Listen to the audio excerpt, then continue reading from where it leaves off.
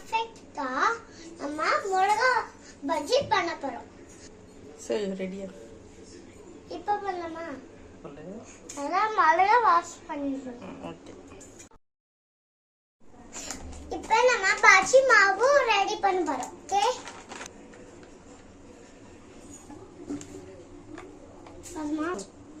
இப்போ நம்ம கொஞ்சமா தண்ணி ஊற்றி போறோம். இப்போ நம்ம மிக்ஸ் பண்ணுறோம். கலர் போடுறோம். இன்னொன்று இப்போ நம்ம ரெடி ஆயிடுச்சு. நம்ம பஜ்ஜி போட போறோம்.